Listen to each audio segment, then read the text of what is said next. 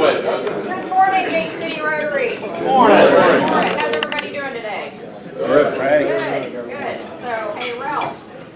It's me. Hey, Ralph. I have the invitation. Okay, all right. You know, when Ralph asked me to do the invitation, I thought I would do Grandpappy Lewis's prayer, which is, Lord, give me patience, because if you give me strength, you're also going to have to give me bail money. But I decided with Valentine's Day approaching, I was thinking about Valentine's Day and how we, you know, it's sort of associated as a romantic holiday. You know, it's romantic love, which is the Greek word eros, which is romantic love. But really, it's a holiday about love in general. It's about brotherly love, and most especially agape love, where we love each other unconditionally. So I wanted to read today what most people consider to be the most profound discourse on love, which is from Paul's letter to the Corinthians. And a lot of times you hear these words over and over, and they don't mean anything. So where the word love is, just substitute your own name. And yeah, Ashley is kind. Ashley is patient. And think about the people that you encounter during the day. You know, not just your family, people you work with, the homeless guy with the sign on the street, and just think about this these people as you think about this. Love is patient. Love is kind and is not jealous. Love does not brag and is not arrogant. Does not act unbecomingly. It does not seek its own. Is not provoked. Does not take into account a wrong suffered. Does not rejoice in unrighteousness, but rejoices with the truth. Bears all things, believes all things, hopes all things, endures all things. Love never fails. May that be said of us. Please stand with me for the Pledge of Allegiance. I pledge allegiance to the flag of the United States of America and to the republic for which it stands, one nation, under God, indivisible, with liberty and justice for all. Of the things we think, say, and do. Is it truth? Is it fair to all concerned? Will it build goodwill and better friendships? Will it be beneficial to all concerned? All right, thank you, Buster. That's one of my favorite ones. Let's see, Sergeant at Arms report. Who do we have with us for today? This morning, we have visiting Rotarians, Deborah Friedman from Summit.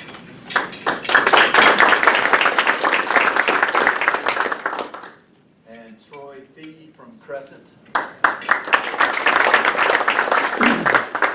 And Sean had a good point. In case you blew by the table without talking to me, we don't have many cards left between the months. Not many left at all.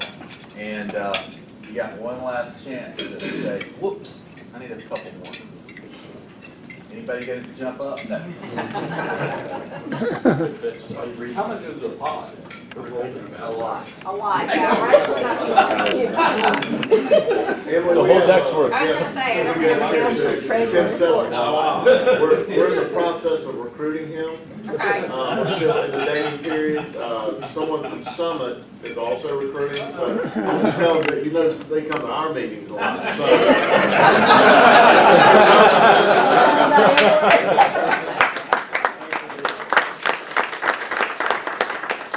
And Deborah, once again, you're welcome to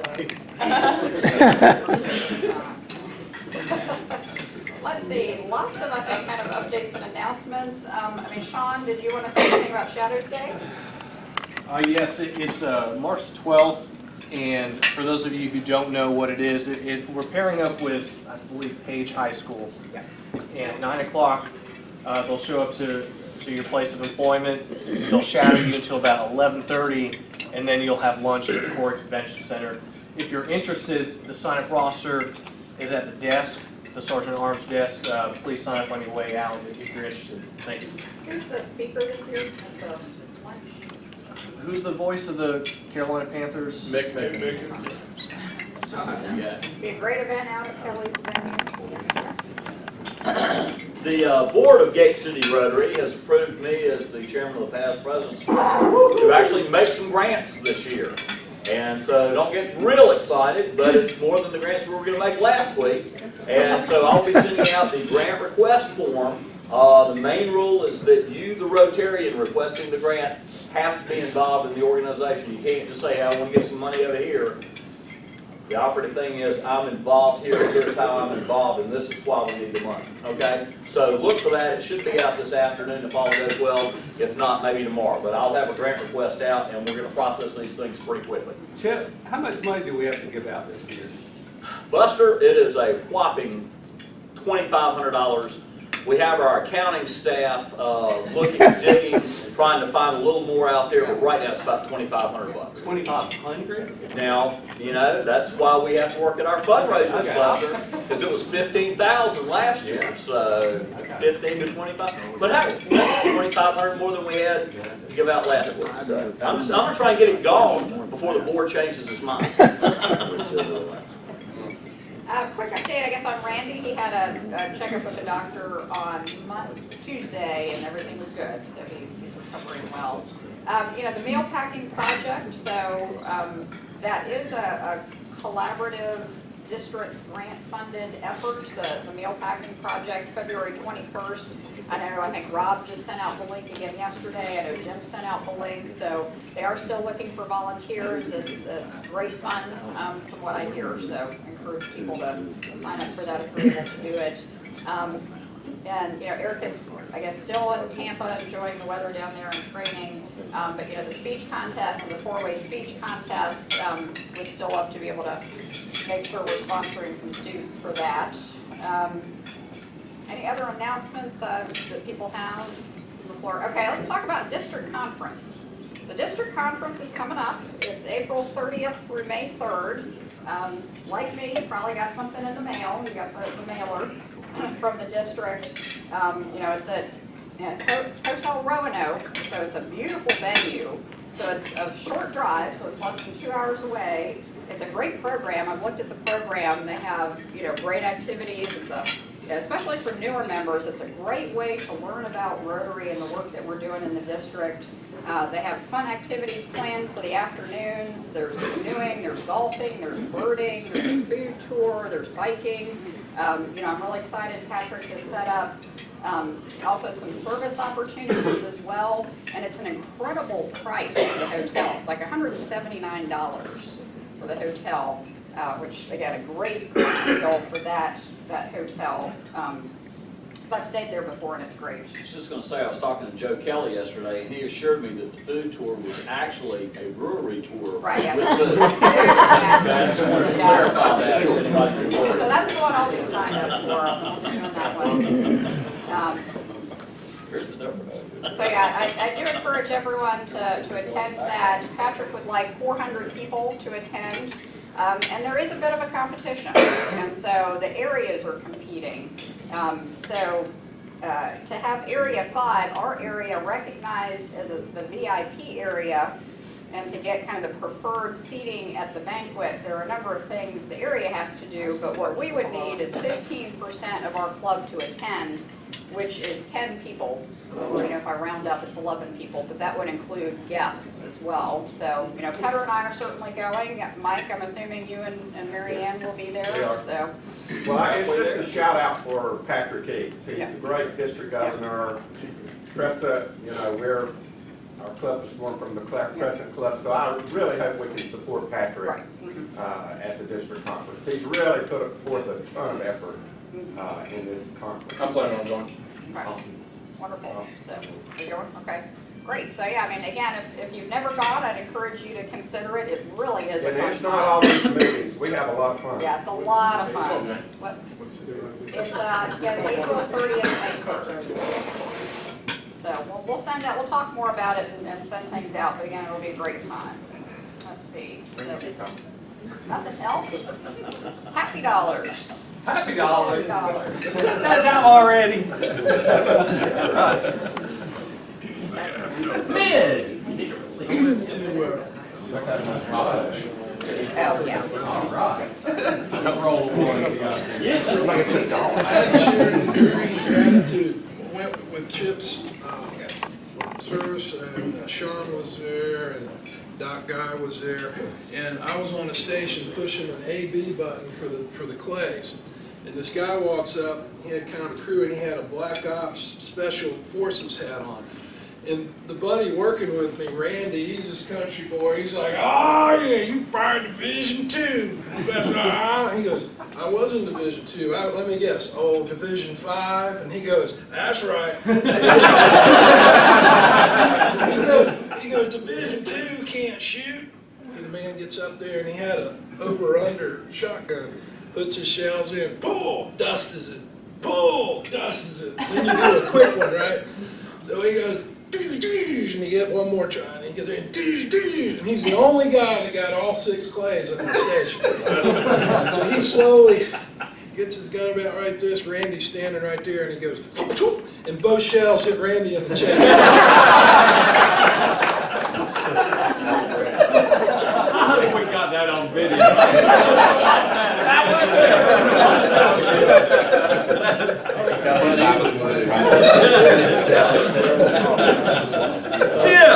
Well, I just wanted to thank everybody who helped with Enduring Gratitude. The club had given some money last year that helped as well. We had 118 wounded veterans, mostly from the state of North Carolina out there. It was one heck of an event. David Shedd, the director of the Department of Defense Intelligence, which is the military's equivalent of the CIA, was our keynote speaker. Heck of a guy, really nice guy. And what's really scary about that is there was a cocktail party Friday night, and he got there early, went out and helped prepare, and he was over in Burlington, and he ran into a fellow in Burlington and said, hey, and how you doing? Hadn't seen him all. So the guy who was driving the shed around asked him, who was that? He said, well, he's just an intelligence character I know. So, and that went on like all weekend long. But anyway, we had 118 veterans, and we honored a bunch of them, and I think they had a blast. It was probably our biggest and best yet. So thank you for your help. Yeah, good deal. Bobby C. Am I the only one that every time they hear about an airplane crash worries about Bob? Get a lot of calls. I sent the thing about the world's greatest locker room last week. I don't know if you saw it, but anyway, Fox 8, it was on this morning. I think it's on again at 9:15. They came out to my shop, Pete saw it this morning, did a little segment on the eve of Westminster Kennel Club, which is next week. They came to my shop and did a little tour, ladies making ribbons and some of the dogs in the building and so on. And I think it'll be on their website maybe later today if you want to look at it. I'll send a link. I could tell something was different when you were dressed up.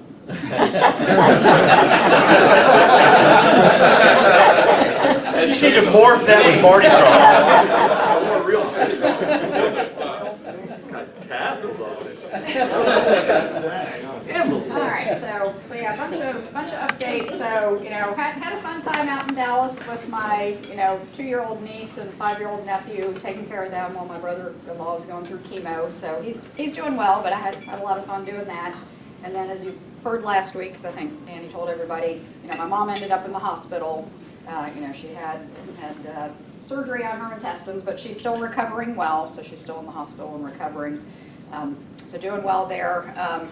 And I know I missed the last 2 weeks, but I leave tomorrow for Singapore, so I'm gonna miss the next 2 weeks. So big shout out to Dan, who's filling in for me. You don't know what we do when you're not here. Yeah, but I think they have beaches in Singapore. They're not the best beaches, but when it's 10 degrees here Sunday morning and I'm in Singapore, it'll be, 85 degrees. So I'm not complaining about going to a tropical location in February. Yeah. So I wanted to let everybody know that. And I meant to ask, Blake, did you like the pin with the bling so much that you've never brought it back? I laid it Oh, is it out there? Okay. Yeah. I've been gone. I laid it on the Valentine's Day. Okay, I'll look for that. Let's see, and I guess, I'll do after $100 for the Halloween. Okay. You want to have it? James! What a surprise! Yeah, Buster gave me a heads up this morning. I don't know how many people saw yesterday's paper, but my wife was in the paper. Tennessee won the Gate City Championship. All right. Yes. And as I told him, I said, sometimes you might get nailed for a happy dollar if someone with your last name is in the paper. So spouses definitely count. Judge Hassel. Well, speaking of spouses, and speaking of chemo, and speaking of enduring gratitude, the Hassel family will have the enduring gratitude as it relates to the Western Oral Cancer Center, because yesterday was Eloise's last chemo treatment.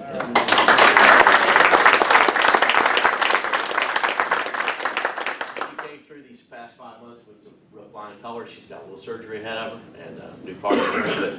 But things are on course and things are looking great. Thank you for all your support too. But, Isabel, what do you do?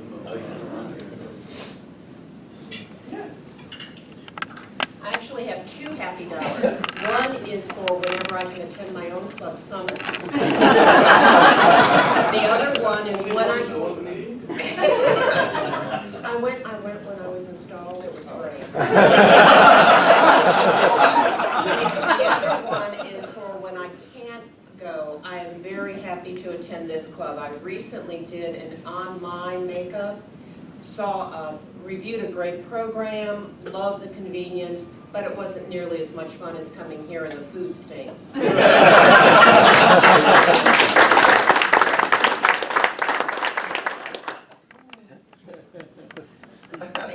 I actually forgot, I gave you 5. So Yeah, you did. I think I still have. That expired. She's gonna read a book to us. No, one of my projects last year was I'm co-editor of a new book out at CCL that just came in yesterday. So it's the Handbook of Coaching and Organization. So very proud of this. I edited 7 chapters, wrote 2 of them. So $100 each should be easy for you to do. Don't get a friends and relatives discount or something? Valentine's Day.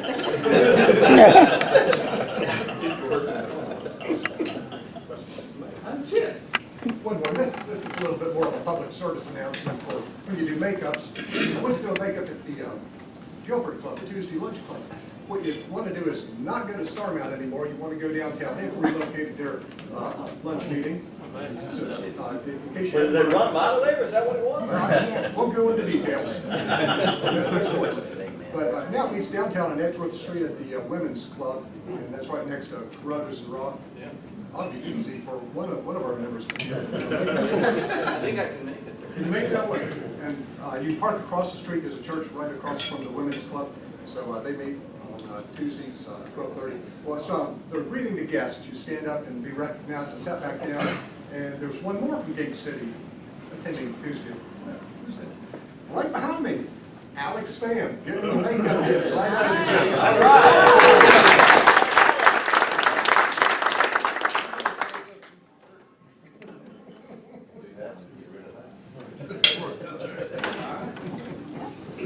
Well, you get a bonus, Grandpappy Lewis, today. Grandpappy always said, that which lies behind us and that which lies before us is nothing compared to that which lies right to our face.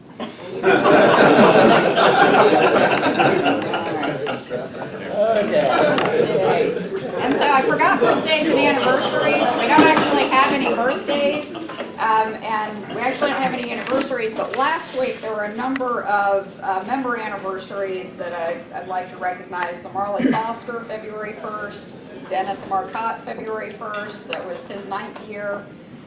Chip Vale, 23 years, February 1st, Rotary. And then Randy Elliott's was February 7th for 7 years. So congratulations to all of you. Let's see, so if you want to probably turn that off and Dan will give us a HAL update. So that's what you get for bringing Alex into the club, so. Diamonds! Well, let me say, Alex is on track to get rid of his red badge in less than 2 months. So this was a great gift for Gate City. Thank you. And then Dennis, you want to do the badge? Yep. So did Jeff run out on us again?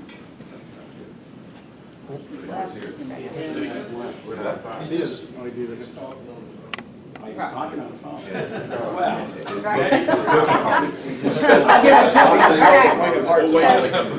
Because Jeff went through his red badge very quickly as Yeah, well. he did. He was We'll get them next week.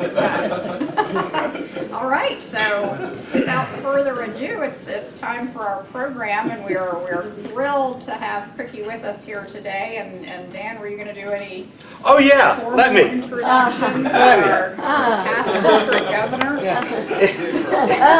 That's it. If I were an unkind brother, I would say something really sweet and make her cry.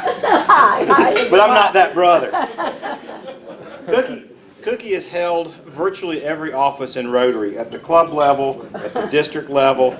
But probably something you guys don't know about Cookie is that she took a Girl Scout troop from whenever they were, I don't know, cupcakes or brownies or something.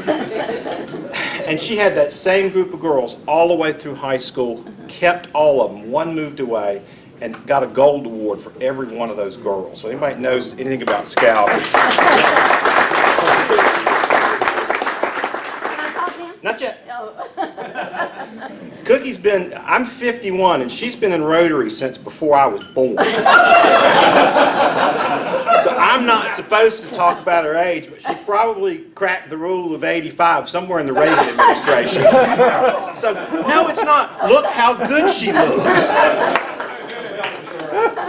Okay. Wait a minute.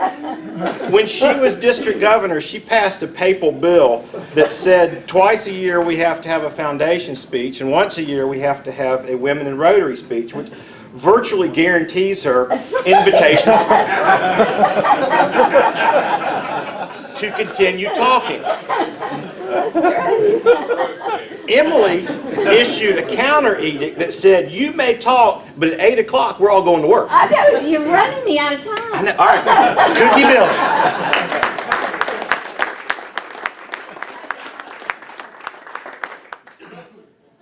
Thank you. The first thing I want to say is Mike Conrad hasn't left yet. Okay. I'm here. I owe Mike big time. He's been very supportive to me as I trained to be a district governor. Always said yes for everything. He was a terrific and is a terrific partner as foundation chair, and we owe him great guns for what he did last year and continues to do this year as well. And I appreciate everything he does for me and us as well. Danny did mention the Gold Club, and I've continued to help with consulting on that. And I was really happy that Larry asked me to do that this year because it allowed me to help update the service area. And I said I specifically wanted to do one that was just primarily for Gate City. So he let me do the service project for Gate City. And so I want you to know that this year it's all about what can you do for your sister. So I think Danny will be able to check these things off. You know, if my husband leaves town and I want to cut down a tree that he didn't want cut down, bring your chainsaw. I can hit a house any day. Dead birds off the deck, you know, anything like that. Install free security systems, that's great. I hear a noise in the middle of the night, get you to come over and tell me there's nothing. I think my car smells funny. You come over and do it. These are all real calls. Okay, so yeah, you already checked that off. Okay. So women in Rotary, not so many yet. I think we have 21% in the Gate City Club, 22% in our district. So it's still not quite right. We want to talk about, are we communicating that we want more women in Rotary? Now, you know, I'm thinking with just 21% in this club, who in here is responsible for repelling women? And I'm guessing it's the sweater guy. I'm thinking. Pretty much everybody. Team effort. Now, as you know, I'm a member of the PDG group, so I have the privilege of going on Tuesday mornings to have breakfast at a pancake house, pay for my own breakfast now, you know. I didn't pay for a meal for a year, so this is really frustrating now to have to pay. But you show up at the meeting, you get to visit maybe 6 or 7 PDGs, and maybe a dozen, you don't know. And we don't always talk about Rotary. A lot of the older guys just talk about their health problems. That's what I've realized now. But I'm the only sister that comes to what we call the brothers' breakfast. So think about it. I do love these brothers, and I've always gotten along well with my brothers once they were grown. But I learned things about having 4 brothers. Some of you may know I have 2 older, 2 younger. And so one of the major lessons I learned is what does not kill you makes you stronger. I learned about brotherly competitiveness, and I learned how to collaborate and compromise. I learned about brotherly aggressiveness, and I learned how to turn it to determination. And I learned that brotherly strength, I learned all about that, but strength comes in many forms. I learned that differences make for strong partners, and brothers actually make for strong allies. Now, my working career, I started out and continue to be in areas where there were mostly men. It wasn't by design, it's just how that worked out. I worked in local government, and there weren't many women at the time in finance, and certainly not as a manager. And early in my work career, I decided that being a volunteer was something I wanted to do. I worked heavily, as Danny said, in Girl Scouts, and I fit that in my life schedule. And I became convinced that volunteer activities actually fuel your work success. In fact, I was so sure of this, as I became able to hire new employees and would interview people, I would always ask, well, tell me a little bit about what you do in the community. Are you a volunteer? Because I felt like I wanted employees who gave back to the community, and I realized that they gained leadership experience by being a volunteer outside of the office, and so I thought that was important. I found volunteering gave the opportunity to plan events, run meetings, talk. I always thought that was great. If you run your own meeting, you can talk as much as you want. You learn more about the division of policy and operations, and you work with a wide variety of other volunteers. So you're making new friends, and you're broadening your network of acquaintance. And you get training for free. As district trainer now, I want you to know how great that is. You can come to these events, just pay a small amount for food or supplies, and you get these great trainers who will train you for free, and you learn a lot. That was supposed to be funny, everybody's Well, working in jobs where most of my peers were men, I did witness a bit of gender bias on occasion. And I'm going to just repeat a story I actually heard. A good friend of mine was a Girl Scout executive, and this is probably back in the 80s. She was invited to participate in a community roundtable event where you brought ideas about challenges and things we needed to work on in the community, what are some concerns, and they're just brainstorming this. So she's at this big roundtable discussion, and it got to be her turn. And so she says, gender bias. And the guy next to her looked at her and said, gingivitis. What does that got to do with anything? So we have come a long way in actually recognizing what gender bias is and trying to work on that. So about the time I was looking for a new job, a finance officer position came up in Jamestown, and I had not just work experience to discuss, but I had growing volunteer resume to discuss and great contacts for references. So I applied and moved into a new local government arena. Meanwhile, as a Girl Scout volunteer, I was working on the board and served as president of the council. I was getting the chance to run a capital campaign, directed a national search for a new CEO, and directed an office expansion. Now, all that I was doing as a volunteer. Then, ironically, when I go to work for Jamestown, the first thing I need to do is seek permission for a big expansion and a reconstruction of town hall and building a new fire station. But I already had that experience from being a volunteer. I go visit the local government commission, I'm working with contractors and architects. So sweet, the experience I had as a volunteer was very helpful for what I was now responsible for at work. So volunteerism, training, networking, experience. So I had more volunteer adventures. I'm looking for something else to do. In 1996, I was working as a Girl Scout National Operational Volunteer. And I read a little ad in the newspaper that was talking about starting a new Rotary Club. So I want to be the person to tell you, nobody actually invited me. I just saw it and decided it sounded like a good idea. So I had no invitation. I read a little bit about Rotary, history of Rotary, founded February 23rd, 1905 by Paul Harris and his some business associates, downtown Chicago. And I read ethical business practices, making connections and acquaintance. And I thought, more friends, more fun, sounds good to me. I went through the programs I attended. They were fun and appealing most of the time. Service opportunities were interesting. I was immediately engaged. I had a reason to be there. And when I joined this charter member club, there were 28 men and 2 women. And again, I thought, sweet, that's good. And I wondered, why aren't there more women in Rotary? I still didn't understand that. And in fact, my husband asked me, why did you join a group that is mostly men? And I said, well, you know, sweetie, I just really enjoy the company of very intelligent men. And he said, yeah, I get that. Well, I started as sergeant at arms, but pretty soon president of the club in the year 2000. And then I still didn't know this. I didn't learn this until just a few years ago, that women were not invited to be in Rotary until 1987. Did most of you know that? You've kind of heard the history of that.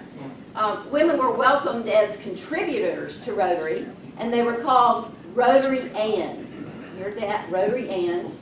And they had an organization called the Inner Wheel. And so they were invited to, you know, work on service projects or the fellowship, whatever. But they weren't card-carrying Rotarians. They weren't allowed to do that. I was absolutely oblivious to this history until just a few years ago when I heard about the Rotary Club of Duarte, California.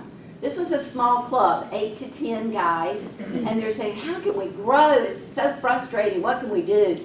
And one of them got the bright idea, well, you know, half the population's women, why don't we get some women members? So they held an event, invited women, community, and business leaders to the event, and this was in 1976. And they, out of that event, they got 3 women.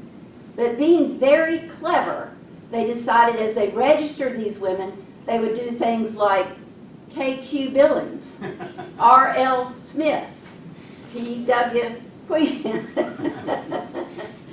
So Rotary didn't actually realize that these were not men. About a year later, they have an anniversary, and they take a picture of the club members, and they publish it.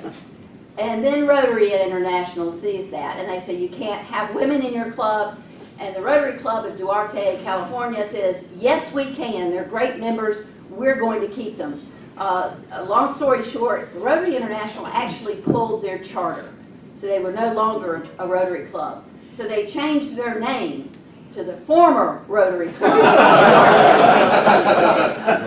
And again, a long story short, the Supreme Court ruled that, you know, you actually do need to welcome women into your clubs. And in 1987, May 4th, women were invited to join Rotary. So it's kind of a short history.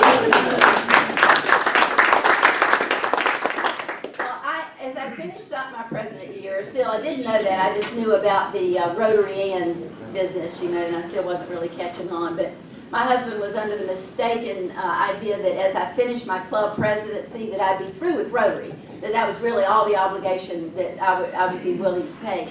So he said, let's celebrate. This is great. What would you like to do?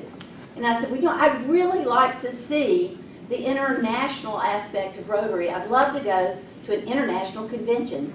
And he said, great, I'll take you. Where is it? And I said, Argentina. And he said, well, okay, let's go. So in Buenos Aires, so he flipped the bill, and we fly all night one night to get there. We registered to go to everything.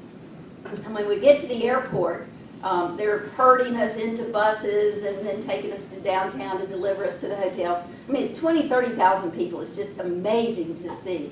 For those of you who have not had that opportunity, it's wonderful. But we get on the bus, and a great big guy, and he's a Texas guy, he's got a big hat on, a big belt buckle, and he grabs Ray's hand and shakes his hand and said, what Rotary Club are you in?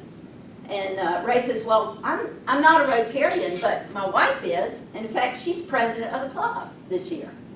And that man looked at Ray and says, well, what in the hell do they call you? All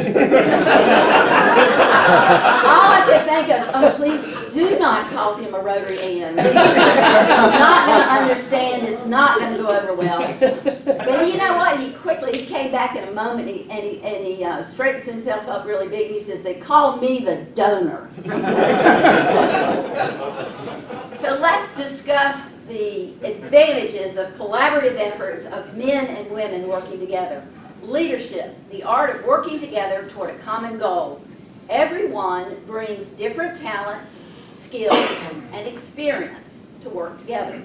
So as we invite more women to join Rotary, I go back and think about why Rotary is appealing to me and has been beneficial to me. We need to carry this message to women. The programs are informative and entertaining, again, most of the time. The fellowship and friends are great. Service opportunities are varied. My fellow Rotarians are people with strong ethics and wonderful character. There are a wealth of leadership opportunities. The only catch is you have to say yes. So practice saying yes when someone asks you to do something. And you have fabulous training. So these are things that Rotary has meant to me. 22% of our Rotarians in this district are women. Why invite women? Promote membership growth. Many hands make light work, and greater numbers make for more impactful programs, projects, and accomplishments. Collaborative efforts greatly enhance your ability to accomplish a goal. We wish to have more women in joining Rotary because gender diversity adds strength to Rotary and allows new perspectives and innovative ideas and approaches to service.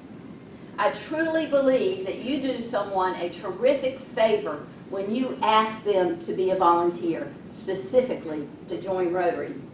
And the single most effective way of growing any volunteer organization is to retain your members, engaging them in meaningful work and offering training and challenges.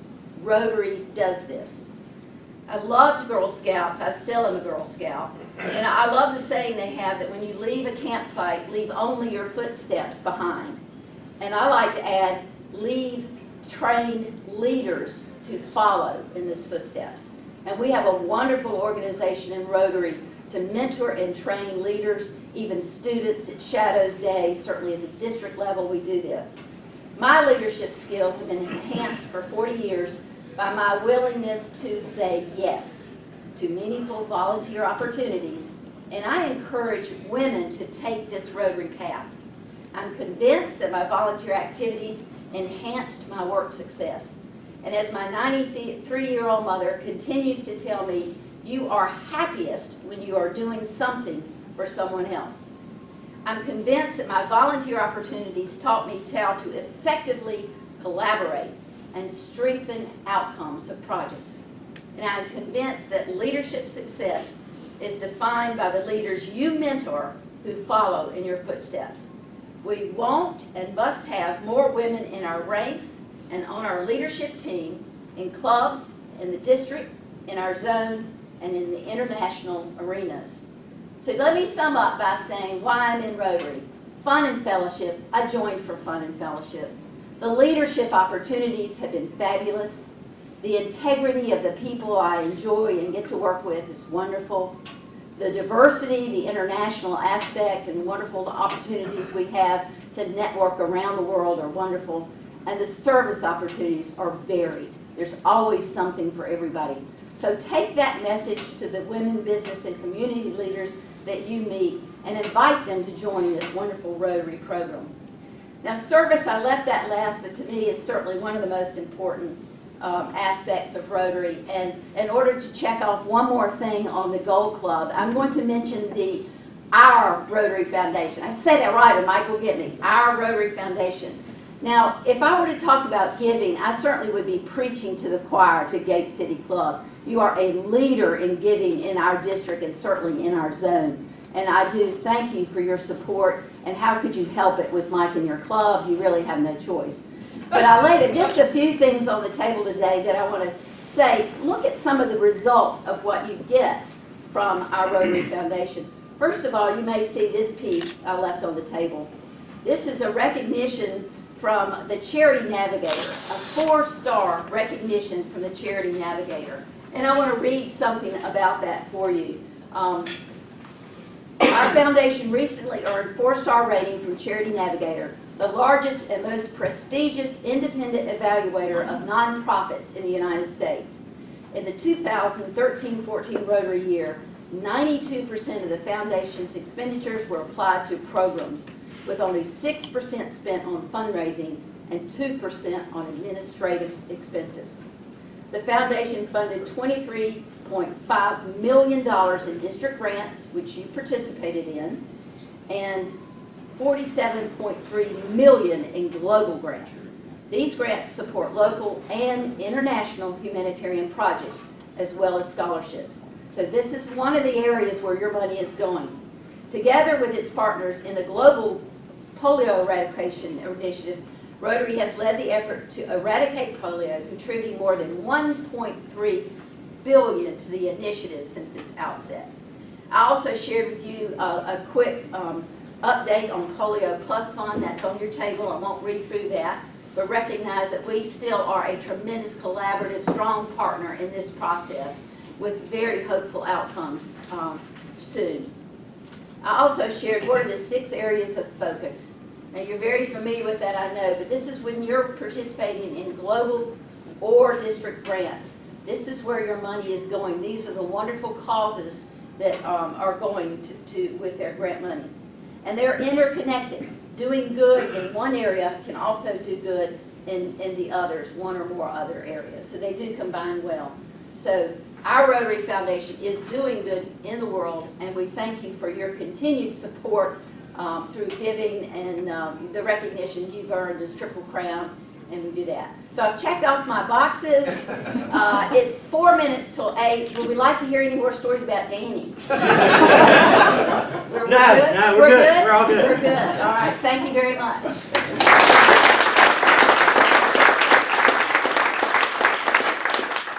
Let me just say that I love to go to meetings with Cookie. She loves to have fun like I love to have fun. But also, I've been to 2 meetings with her this month, and both of those meetings, I've got a box of Girl Scout cookies. Yes, up to everybody there. Why is a Girl Scout? Thanks, Mike. Yeah, thank you very much, Cookie. In your honor, we're going to donate a book to Cone Elementary from a local author. So, excellent. Very nice one of those. Let's see. So, who did not buy a ticket? Wants to poll. Sure. All right. It's right there on the bottom. Oh, all right. 6, 7, 8. All right. Oh, Jane. You can always put it back in there. Always can. 6 o'clock.